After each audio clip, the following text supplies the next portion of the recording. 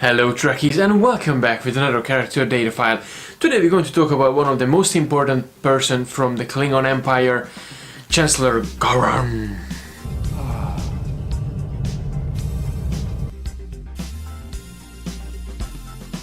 So as I said, today we're going to talk about Chancellor Gowron from the Klingon Empire, the head of the Klingon Empire. Chancellor Gowron, one of the most interesting characters in the course of The Next Generation and Deep Space Nine, because he doesn't really show up that much, but he's a really significant character all over Next Generation and Deep Space Nine. The first time when we met Gowron as a character, it was in Next Generation, the episode Reunion. He was fighting against Duras over the Klingon throne just before K'mpake actually passed away, the former Chancellor of the Klingon Empire. Many suspected Duras or Gowron actually had something to do with this because K'mpake was actually poisoned, and they never actually got to know it was actually Gowron's fault or Duras's plan. He became a Chancellor fairly easily after Worf killing Duras for family reasons and the so-called poisoning towards Chancellor K'mpake. Over the course of Next Generation and Deep Space Nine, we met the character quite a few times. At the very beginning, his character had more humor, more part in terms of forming and shaping the Klingon Empire, but in Deep Space Nine he became a little bit more devious, more protective against his own position. In 2369, a Kahless clone appeared in Kronos and he was claiming the Klingon Empire back to himself, but obviously the clone wasn't really Kahless, he wasn't really able to defeat Gowron in that battle that they actually fought, and they realized Kahless still means a lot towards the Klingon people, so Gowron actually reinstated him as a spiritual leader towards the Klingon people. Kahless, the greatest warrior of them all. In 2372, around the Klingon and Cardassian war conflict, he withdrew from the Khitomer Accord. He went against the order of the Federation and he actually invaded Cardassia. This little break from the Federation didn't really last long because when the Cardassia joined forces with the Dominion, they had to withdraw from the Cardassian space, and Gowron, ending up in the Deep Space Nine, actually seen an opportunity to join with the Federation again, mainly because of the help of Sisko, so they reinstated the Khitomer Accord and they started to fight against again Dominion and Cardassia.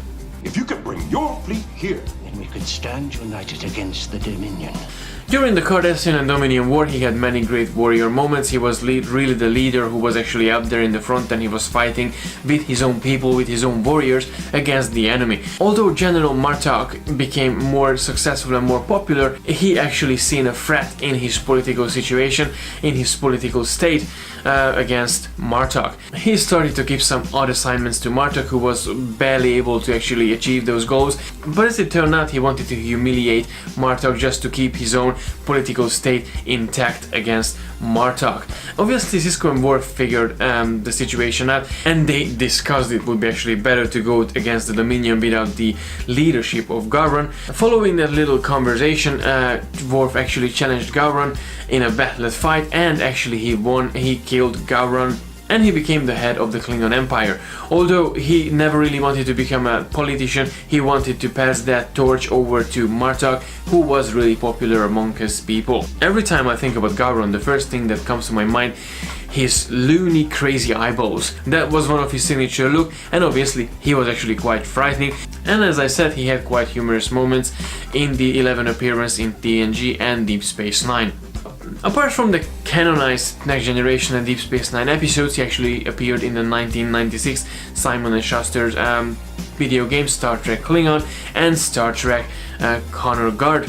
I happened to watch the video from Star Trek Klingon, and he was really just an adorable character in terms of being this sort of warrior, being the head of the Klingon Empire, and really encouraging Klingons and encouraging the Starfleet cadet who actually he brought aboard to the Klingon culture to actually get some details and some flavor from the Klingon culture. I think we can safely say Gowron really became memorable and fan favorite among the Klingons and among fans as well, obviously, in the course of the Next Generation and Deep Space Nine.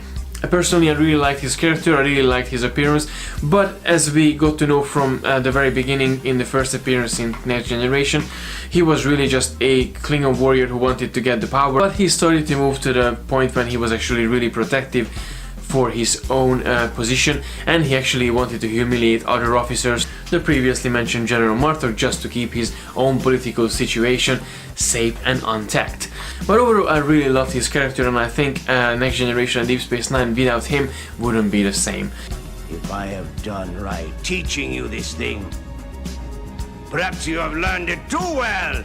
Next time we meet, we may meet as enemies, and you will know much about me, about us.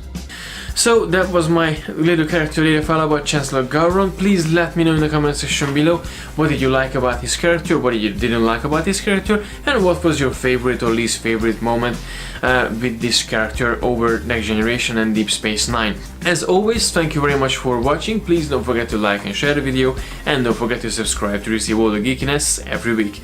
And until next time, Kapla!